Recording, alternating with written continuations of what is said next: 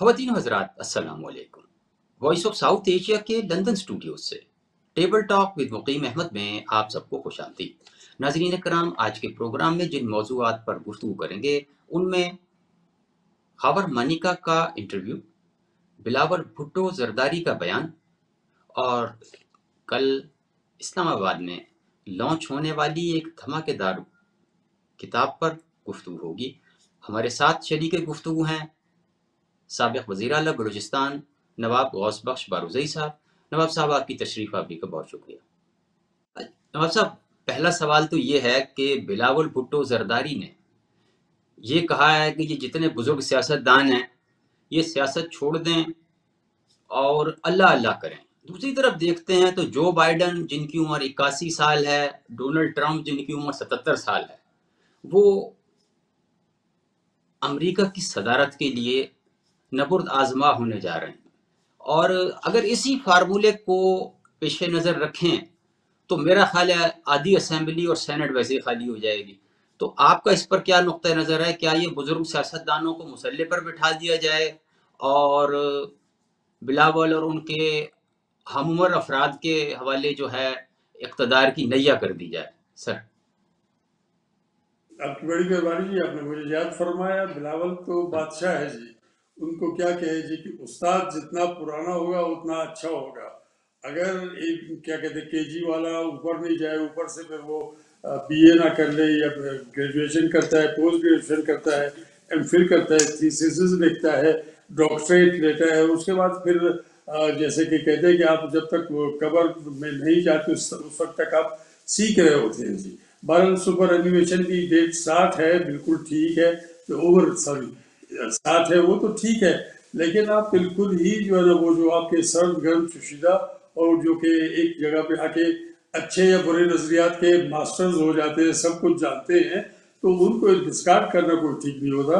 उनको कम अज कम वो ये है कि अगर वो सामने नहीं लाना चाहते आप तो बेशक वो जो है ना उनसे कोई ना कोई क्या कहते हैं सीख के आगे के लिए आप कोई ना कोई राह हमारा भी कर सकते हैं।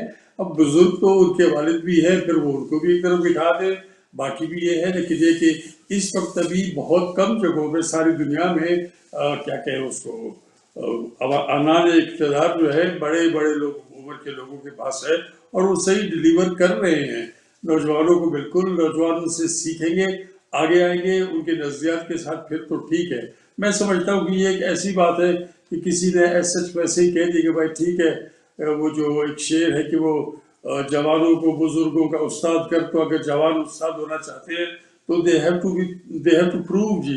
इस वजह से ये मेरे ख्याल में ऐसे ही एक खामा के का खाना खोलना है, उसके अंदर जो है जबान का मुकाबला करवाना है। मेरे ख्याल में बुजुर्ग जो होते हैं सोसाइटी का बहुत बड़ा असासा होते हैं और वही सोसाइटी को कम्पैक्ट रख सकते हैं। जवान और दरमियान की उम्र के लोग जब वो यकीनन पावर्स बन सकते हैं जी सोसाइटी की।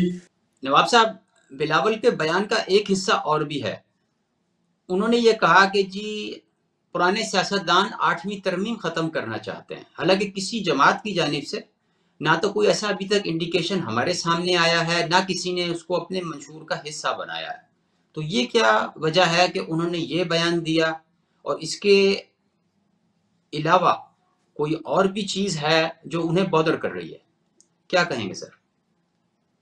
देखिए अपने मुकीम भाई, मसला ये हो गया है पाकिस्तान की सियासत में एक बीमारी नहीं, बहुत सारी बीमारियां दर आई हैं और पाकिस्तानी सियासत जो एक सिंड्रोम बन गई है, तो हर आदमी अपनी मर्जी की बात कर रहा है। अभी पिछले दिनों जो डेवलपमेंट्स हुई है उसमें ये लगा है कि एक बंदा है जिसको लाडला कह रहे हैं और वो खुद ना तंग आ गए कि मुझे लाडला मत कराओ, मुझे इस नैरेटिव से निकाल दो।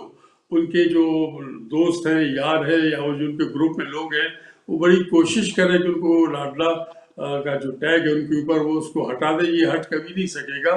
तो बिलावल भुट्टो साहब भी जो, क्योंकि पहले पीडीएम में उनके साथ थे, उनके वजीर खारिजा थे, अगर वजीर खारिजा की हैसियत में ये अगर अपना काम कर लेते फिर तो ठीक था, लेकिन वो आए, उनके साथ अब काम किया। अब उनको राइटिंग ऑन द वॉल ये नजर आ रहा है कि जनाब हुकूमत शायद इसी को ही लाडले को मिलेगी, चौथी बार को मिलेगी, क्योंकि इससे पहले 18वीं तरमीम जब की गई थी तो भी तीसरी बार आप वजीर आजम या वजीर आला नहीं बन सकते थे। اس کو ختم کرنے کے لیے بہت بڑی ڈیل ہوئی، جس میں تیسری بار کا معاملہ ختم کر دیا گیا، پھر 58(2)B کو ختم کر دیا گیا، اس کے بعد باقی ترمیمیں چلتی رہی، جس کا فائدہ بہرحال بہت کچھ ہوا بھی، نقصانات بھی اپنی جگہ پہ ہیں۔ اب چوتھی بار کی اوپر تو کوئی وہ بار کوئی بھی نہیں ہے کہ کوئی اس میں نہیں ہو سکتا، اس میں بات ہی کوئی نہیں ہے۔ کانسٹیٹیوشنلی آئین ہمارا خاموش ہے اس کے لیے، تو پھر ٹھیک ہے، آنے دیں اس کو۔ تو شاید کچھ عرصہ پہلے پی ڈی ایم کے ہی زمانے میں، اس سے پہلے بھی کوشش یہ ہو رہی تھی کہ وزیر اعظم بنایا جائے بلاول بھٹو کو، پیپلز پارٹی کو۔ اب یہ کہ پیپلز پارٹی کے پالیٹکس میں کمزوریاں بہت ساری آ گئی ہیں، اس کے باوجود وہ پیٹنٹ ہے، تو یہ ایسے ہی ہے کہ وہ کوئی بات ہے تو بتنگڑ بنتا ہے، جہاں بتنگڑ ہے اس کی بات بنائی جاتی ہے۔ تو میرے خیال میں ایسا کوئی نہیں ہے، یہ کہ ایک نان ایشو اٹھا کے اس کو ایشو بنا کے پھر دوبارہ ٹاک شوز میں جائیں گے، آپ اور میں پریشان بیٹھے ہوں گے، سوسائٹی ختم ہوگی۔ تو اس وجہ سے شاید یہ بات ہے، ورنہ میرے خیال میں جو بھی ہمارا آئین ہے اس پہ ٹھیک چلے تو وہ آئین ٹھیک ہے، اب اس کو ہی استعمال کریں بجائے اس کے کہ اس کو دوبارہ سے جو نا کیا کہ اس کی نوک پلک سیدھی کریں، رہنے دیں اس کو۔ جی نواب صاحب، مانیکا صاحب کا انٹرویو شاید آپ کی نظر سے بھی گزرا ہو، اس کا ذکر بھی آپ سن رہے ہوں گے، ان کے کلپ بھی وائرل ہو رہے ہیں، ان کی گفتگو کے اوپر بھی دونوں جانب سے مختلف قسم کی آراء پیش کی جا رہی ہیں، لیکن جی یہ بھی کچھ حلقے کہہ رہے ہیں کہ سانحہ جناح ہاؤس کے بعد سانحہ Manika house P T I اور چیئرمین پی ٹی آئی کے لیے مسئلہ عظیم بن گیا، تو آپ کیا کہیں گے؟ دیکھیے، یہ اخلاقی پیورلی اخلاق کا مسئلہ ہے، اور ہماری سوسائٹی میں اخلاق کا بھی کوئی کام نہیں۔ جی وہ جو آپشن ہوتا ہے نا جی کہ بھائی اخلاق کو نکال دے اس میں، کیونکہ اخلاق روکتا ہے ہم کو۔ خاور مالکہ صاحب آئی ڈونٹ نو کس خاندان سے تعلق رکھتے ہیں، اللہ نے ہمارے عیبوں پہ پردہ رکھا ہوا ہے، ستار العیوب ہے مولا، ستار العیوب نے تو اس کا پردہ رکھا ہوا تھا، اس نے اپنے آپ کو ننگا کر دیا کہ میرے گھر میں میری بیوی سے ملنے کوئی آتا تھا۔ ہماری سوسائٹی میں کہیں بھی اگر ہوتا ہے ایسا قصہ، آپ کی سوسائٹی میں کہیں پہ بھی، تو وہ بندہ زندہ نہیں ہوتا۔ لیکن مالکہ صاحب نے یہ بھی وہ کر لیا، کیا کہیں، برداشت کر لیا، نوکر کے ذریعے اس کو نکلوایا بھی، پھر طلاق بھی دی، پھر اس سے شادی بھی ہوئی ان کی بیگم صاحبہ سے اسی بندے کے ساتھ، اور اس کے بعد پھر وہ مزے بھی لیتے رہے، 3.5 پونے 4 سال جو گورنمنٹ تھی اس کی، اس کے مزے بھی لے۔ اس کے بعد اب یہ ہے کہ انہوں نے اپنے آپ کو ننگا کر دیا، وہ جو اللہ نے پردہ رکھا ہوا تھا اس نے وہ پردہ اپنا پھاڑ کے پھینک دیا ایک طرف۔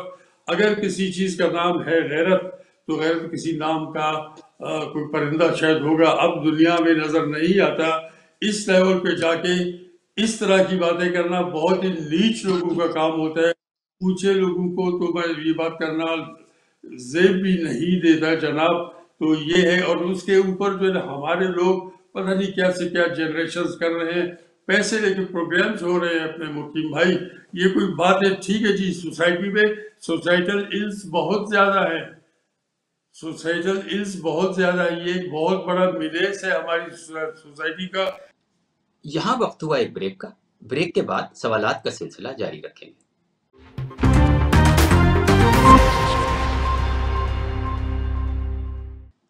Welcome back. نواب صاحب، میرا اگلا سوال آپ سے یہ ہے، پی ٹی آئی نے اب ایک نئی حکمت عملی پر کام شروع کر دیا ہے کہ کیونکہ ان کی اے بی اور ایون سی لیول کی قیادت یا تو جیل میں ہے یا مقدمات سے بھاگی ہوئی ہے، تو انہوں نے یہ اسٹریٹجی اپنائی ہے کہ جو وکلاء ان کا کیس لڑ رہے ہیں، یہ جو پرومیننٹ وکلاء ہیں اور جو ایکٹیو خواتین ہیں ان کو ٹکٹ دیا جائے گا۔ تو یہ ہے کہ کیا یہ حکمت عملی کارگر ثابت ہو سکتی ہے؟ جی بالکل یہ ہو سکتی ہے، لیکن اس کے اپنے پھر اثرات ہوں گے مقیم صاحب۔ یہ ہوگا کہ بہت زیادہ وکلاء اسمبلی میں اور بہت زیادہ خواتین اسمبلی میں، وہ جو کیا کہ اس کے سوسائٹی کا جو وہ کیا کہیں ایک نوٹ ہے، وہ تھوڑا سا کمزور پڑ جائے گا، کیونکہ آپ پولیٹیکل سائنس کے میں اگر دیکھیں گے آپ، تو آپ کی سوسائٹی میں پولیٹیشنز جو وہ اسٹیئر کرتے ہیں آگے۔ تو میرا خیال یہ ہے کہ اگر ان کا وکلاء کلاس 1 پہ آ جائے، کلاس بی میں اس سے کم کے خواتین بھی کچھ ہو، لیکن پھر یہ کہ عام آدمی کو، پارٹی کے عام اچھے ورکر کو، پڑھے لکھے بہت زیادہ ہیں، ان کو پھر آگے لے آئے. اگر اس حد تک بات پہنچی ہے کہ ان کے لیے رکاوٹیں بہت زیادہ ہیں پھر تو ٹھیک ہے، لیکن وہ کہتے ہیں کسی بھی چیز کی زیادتی جو ہوتی ہے وہ اچھی نہیں ہوئی. تو یہ ان کی اپنی اسٹریٹجی ہے، لیکن وکلا یقیناً کھڑے ہیں ساتھ.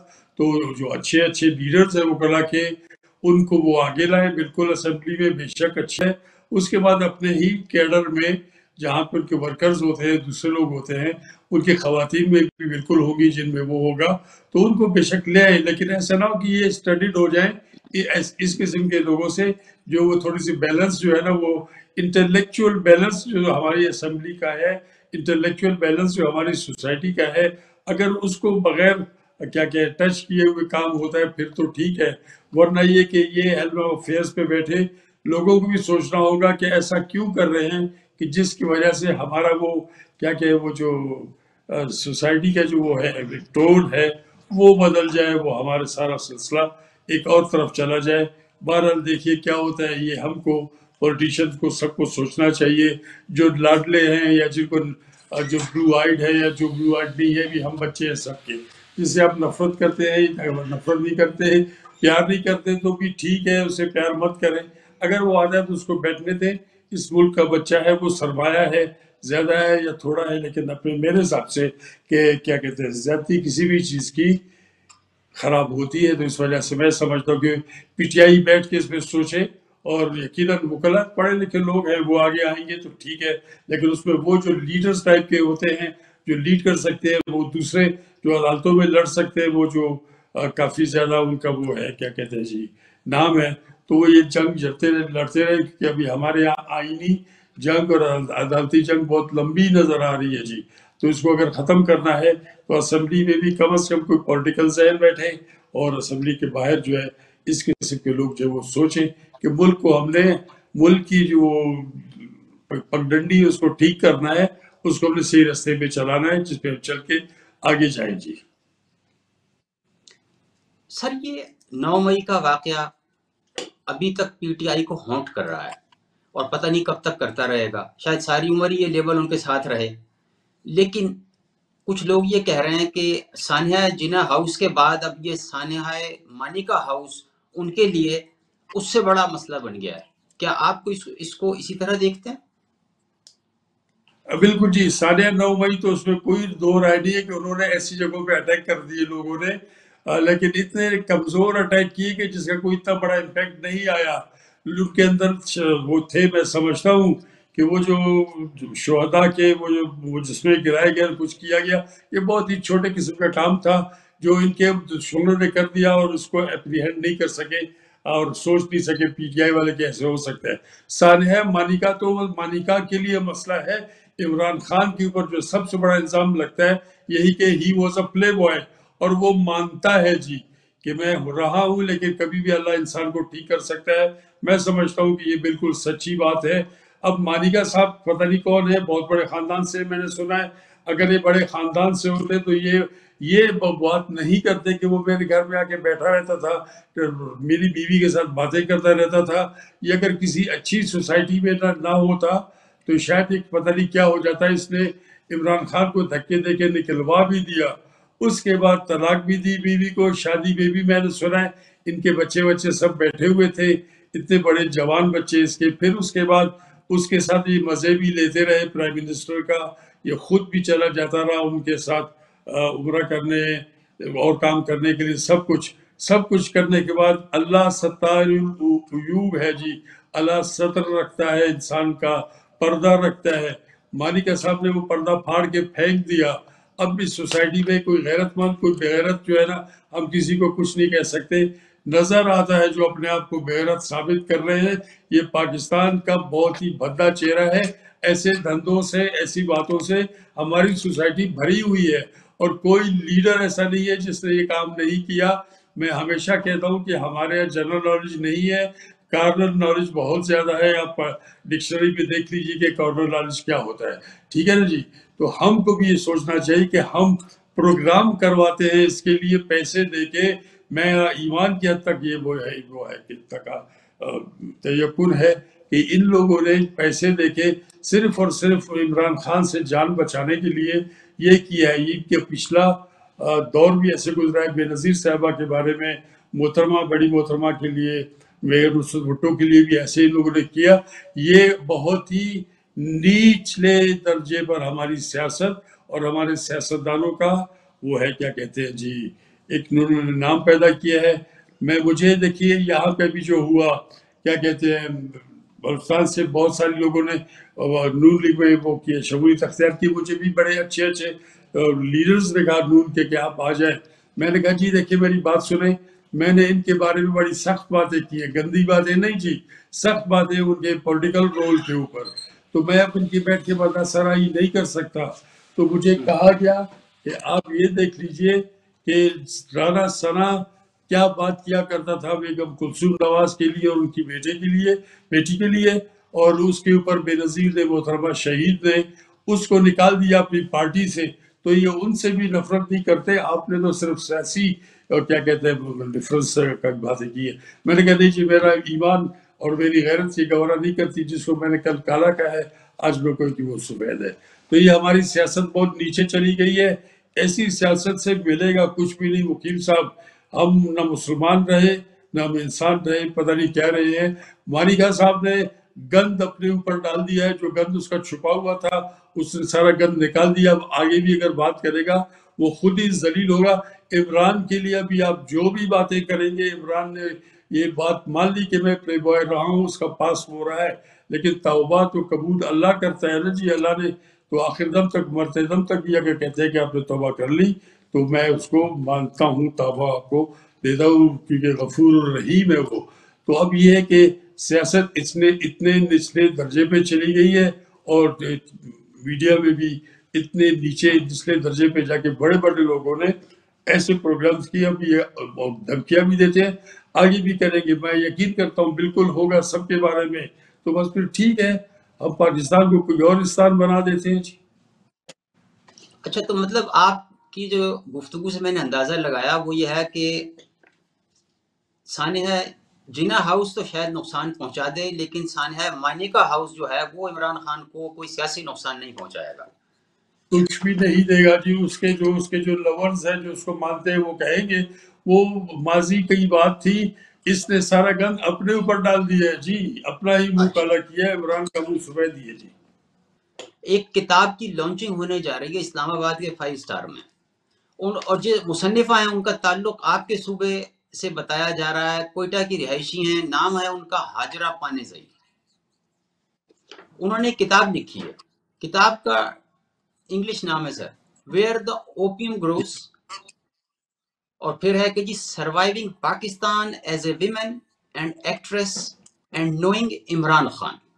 اب اس میں اطلاعات جو ہمیں ملی ہیں وہ یہ ہے کہ یہ کتاب انہوں نے 2014 میں لندن میں لکھی تھی, اور انہوں نے یہ دعویٰ کیا ہے کہ پی ٹی آئی کے چیئرمین عمران خان نے انہیں مبینہ طور پر چیز کیا اور انہیں مس یوز کیا.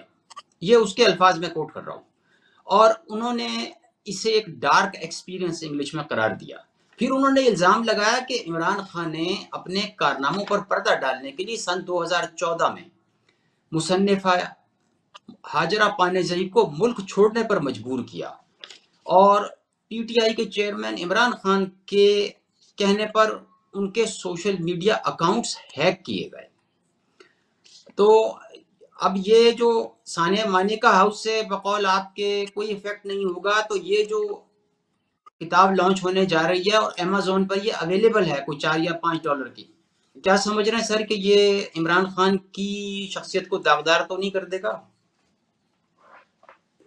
دیکھیے یہ کوئی نیا داغ تو نہیں ہے مقیم بھائی, یہ بھی 2014 کی بات ہے. بس ٹھیک ہے, عمران خان کی پرسنالٹی ایسی تھی کہ اس کو چیز کیا جاتا تھا. اس کو چیز کون کرتے تھے؟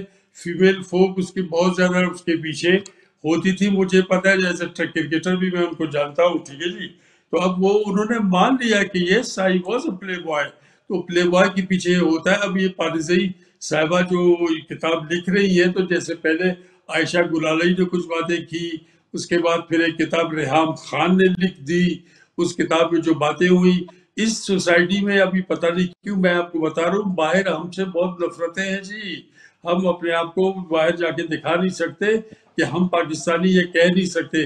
اب اس وقت جو چل رہا ہے ٹھیک ہے یہ قصہ صحیح ہوگا، پالیزی صاحبہ کچھ قصے سنائیں گی، ان کے مقاصد پورے شاید نہ ہوئے ہوں، اس وجہ سے عمران کے اوپر میں نے آپ کو بتایا جو پرانے داغ تھے وہی داغ ہیں، ابھی بھی شاید کوئی اور ہوگا، میں اس کی پارٹی کا نہیں ہوں، لیکن میں باقیوں کو جب تولتا ہوں ایک ہی سکیل کے اوپر تو عمران مجھے ان میں سے بہتر نظر آتا ہے جی۔